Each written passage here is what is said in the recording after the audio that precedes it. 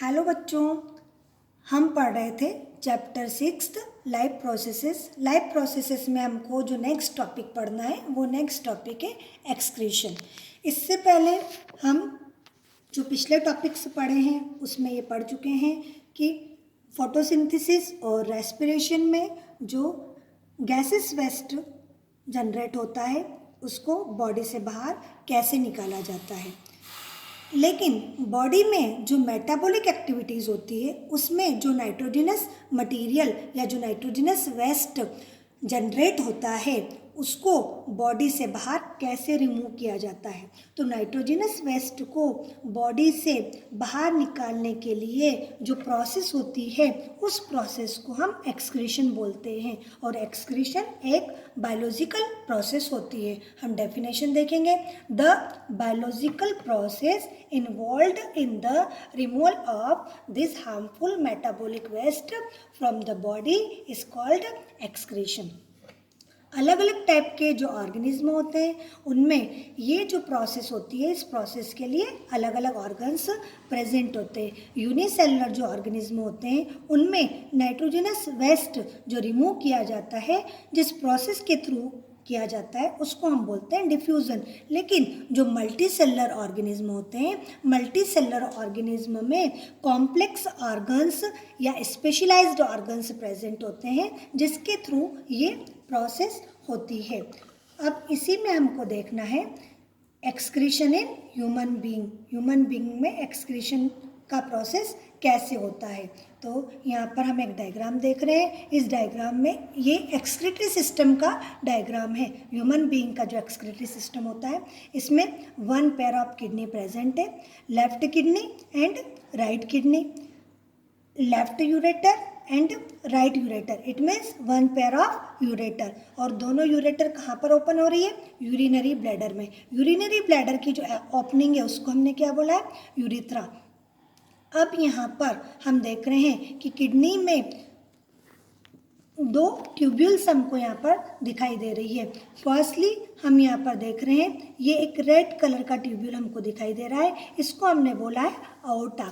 ये डॉर्सल अओर्टा होता है जो कि हार्ट से pure blood means oxygenated blood को लेकर आता है और ये जो ऑक्सीजनेटेड ब्लड होता है रीनल आर्टरी के थ्रू किडनी में इंटर हो जाता है। किडनी से जो डीऑक्सीजनेटेड ब्लड होता है जिसमें कि कार्बन डाइऑक्साइड होती है वो रीनल वेन के थ्रू यहाँ पर एक वेना कावा में आकर और ओपन होता है और वेना कावा के थ्रू ये हार्ट में चला जाता है।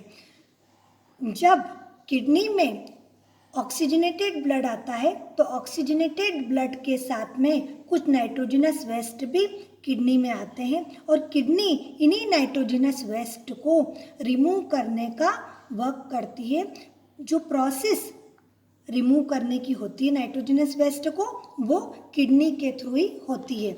ब्लड में ये नाइट्रोजनस वेस्ट कहाँ से आता है? तो हम बोलेंगे कि बॉडी में जो लीवर होता है वो लीवर उस नाइट्रोजनस वेस्ट को जो कि बॉडी के डिफरेंट पार्ट से आता है जो कि अमोनिया के फॉर्म में होता है, लीवर उस अमोनिया को यूरिया में कन्वर्ट करता है और वो यूरिया लीवर से ब्लड में आता है और ब्लड के थ्रू किडनी में इंटर हो जाता है।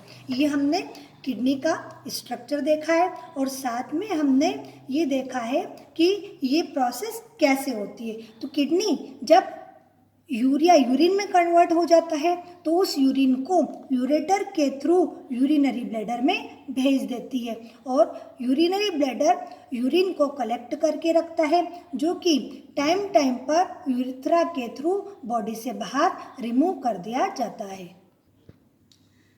जब हम किडनी का इंटरनल स्ट्रक्चर देखते हैं तो किडनी में बहुत सारे थ्रेड लाइक स्ट्रक्चर प्रेजेंट होते हैं। ये जो थ्रेड लाइक स्ट्रक्चर होते हैं इनको हम बोलते हैं नेफ्रॉन। नेफ्रॉन किडनी की फंक्शनल और स्ट्रक्चरल यूनिट होती है जो कि यूरिन का फॉर्मेशन करती है। सबसे पहले हम नेफ्रॉन का स्ट्रक्चर देखेंगे, इसमें कौन कौन से पार्ट्स प्रेजेंट होते हैं। फर्स्टली हम देखेंगे renal artery, branch of renal artery means renal artery से बहुत सारी ब्रांचेस निकलती है जो कि अलग अलग नेफ्रॉन में इंटर होती है। एक किडनी में मिलियंस ऑफ नेफ्रॉन्स प्रेजेंट होते हैं, तो रीनल आर्टरी से भी मिलियंस ऑफ ब्रांचेस निकलकर और नेफ्रॉन में इंटर होती है, जो कि ऑक्सीजनेटेड ब्लड को नेफ्रॉन में लेकर जाती है और ऑक्सीजनेटेड ब्लड के साथ में नाइट्रोजनस वेस्ट को भी ये लेकर जाती है। सेकेंड जो पार्ट हम देख रहे हैं ये बोमन्स कैप्सूल। बोमन्स कैप्सूल में ब्लड कैपिलरीज का एक नेटवर्क होता है, उसको हम बोलते हैं ग्लोमेरुलस। और ग्लोमेरुलस से एक ब्रांच जो निकल रही है, ये जो ब्रांच होती है, ये ब्रांच जो नेफ्रॉन का नेक्स्ट पार्ट होता है उसके चारों ओर एक नेटवर्क बना देती है। फाइनली ये जो कैपिलरी होती है, जब ये कैपिलरी वापस से बाहर निकलती है तो ये रीनल वेन की ब्रांच में कन्वर्ट हो जाती है। बोमन कैप्सूल का जो नेक्स्ट पार्ट होता है उस पार्ट को हम बोलते हैं PCT। PCT means proximal convoluted tubule. ये जो प्रॉक्सिमल कन्वोलेटेड ट्यूब्यूल होती है, एक ये यू शेप के लूप में ओपन होती है। ये जो यू शेप का लूप होता है इसको हम बोलते हैं loop of Henle. Loop of Henle एक नेक्स्ट डक्ट में ओपन होती है। ये जो ट्यूब्यूल होती है इसको हम बोलते हैं DCT।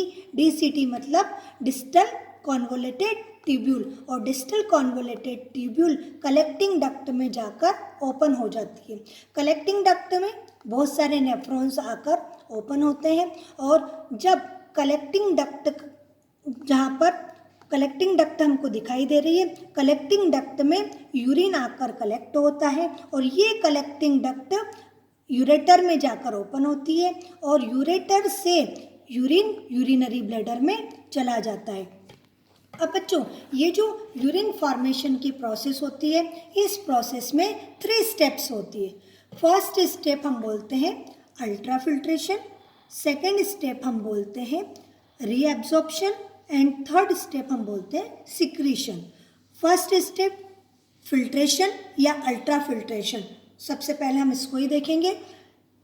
जब ऑक्सीजनेटेड ब्लड जो कि नाइट्रोजनस वेस्ट को लेकर बोमन्स कैप्सूल में इंटर होता है, तो ग्लोमेरुलस का जो नेटवर्क होता है वो एक थिन नेटवर्क होता है। तो जब यहाँ से ब्लड आता है तो यहाँ पर प्रेशर लगता है और उस प्रेशर के कारण जो नाइट्रोजनस वेस्ट होता है एज ए फिल्ट्रेट यहाँ पर बोमन्स कैप्सूल में चला जाता है।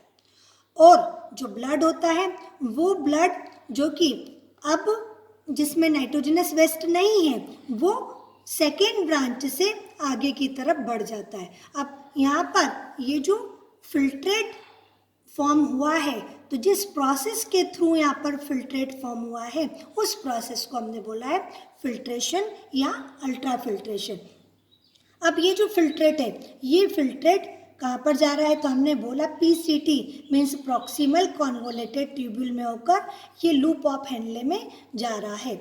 जब यहाँ पर प्रेशर लगता है और प्रेशर के कारण नाइट्रोजनस वेस्ट जब यहाँ पर जाता है तो साथ में कुछ इम्पोर्टेंट मिनरल्स और वाटर भी PCT में चले जाते हैं जो कि बॉडी के लिए इसेंशियल होते हैं, मीन्स जिनकी बॉडी को नीड होती है। तो ये जो नेटवर्क हमको दिखाई दे रहा है, ये जो नेटवर्क होता है बिल्कुल टाइटली अटैच होता है हैनले लूप से, PCT से और DCT से। तो यहाँ पर जो ब्लड होता है वो ब्लड उसको वापस से एब्जॉर्ब कर लेता है, उसका एब्जॉर्प्शन कर लेता है। तो सेकेंड जो यहाँ पर प्रोसेस हो रही है उस प्रोसेस को हमने बोला है रीएब्जॉर्प्शन।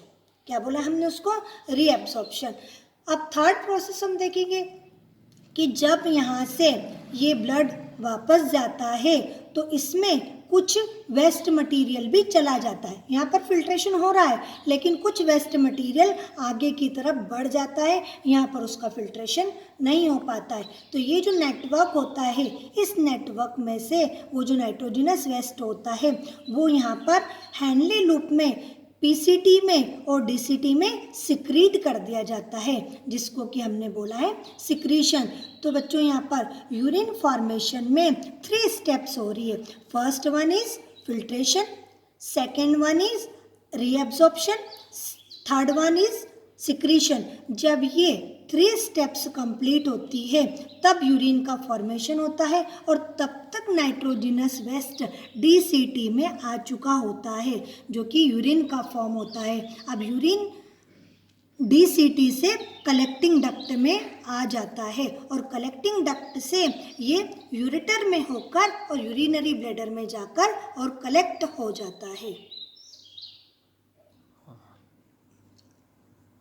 अब बच्चों एक और क्वेश्चन है कि जैसे यदि किसी ह्यूमन की किडनी खराब हो जाती है तो उसमें यूरिन का फॉर्मेशन कैसे होगा, क्योंकि जब किडनी वर्क कर ही नहीं रही है तो यूरिन का फॉर्मेशन नहीं हो पाएगा, और जब यूरिन का फॉर्मेशन नहीं होगा तो उस व्यक्ति के ब्लड में यूरिया का परसेंटेज धीरे धीरे बढ़ने लग जाएगा।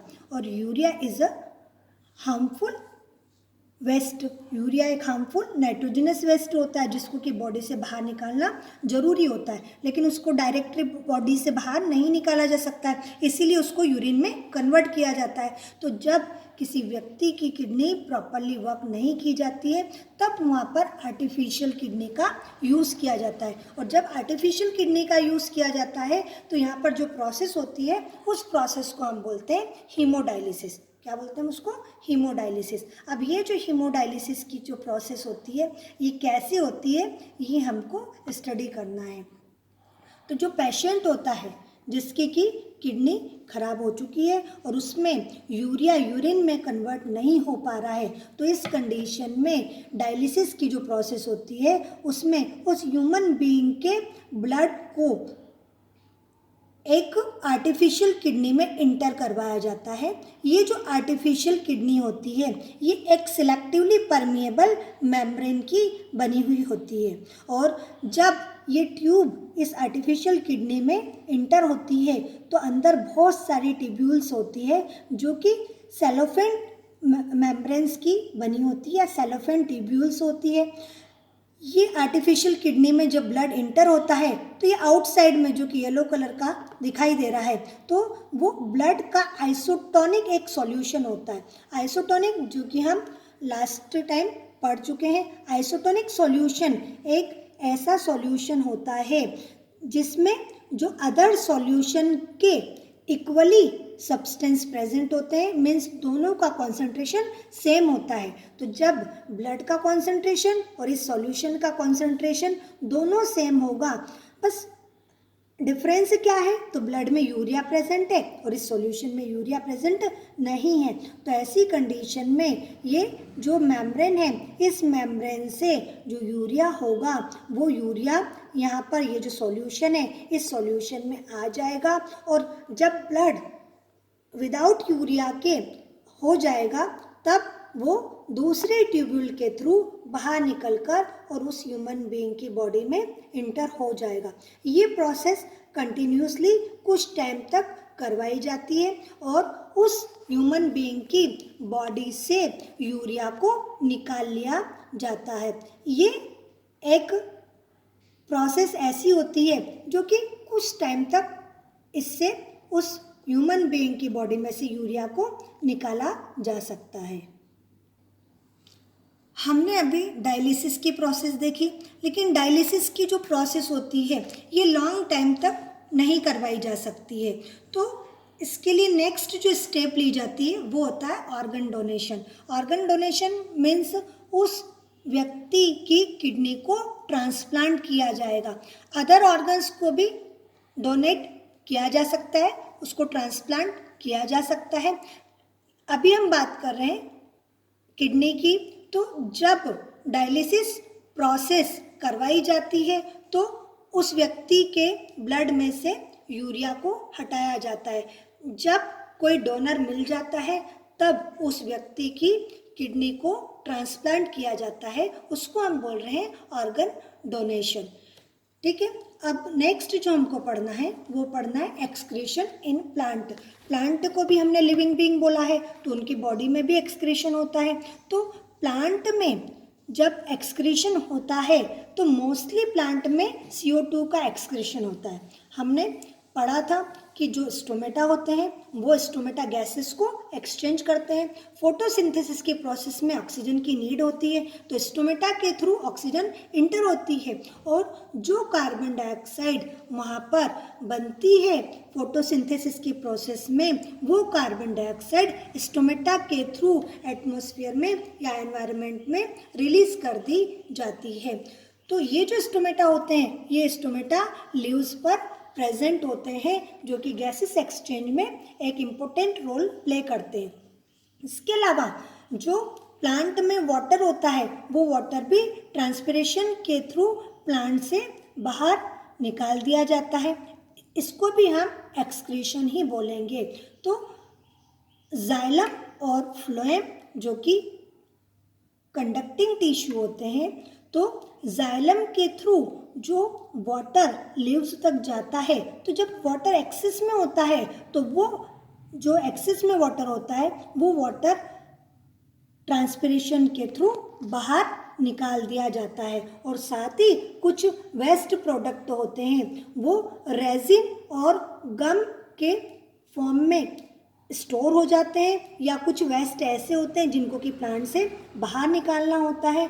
तो स्पेशली स्टोमेटा के थ्रू, लीव की सरफेस के थ्रू या ट्रांसपिरेशन के थ्रू उनको प्लांट से बाहर कर दिया जाता है।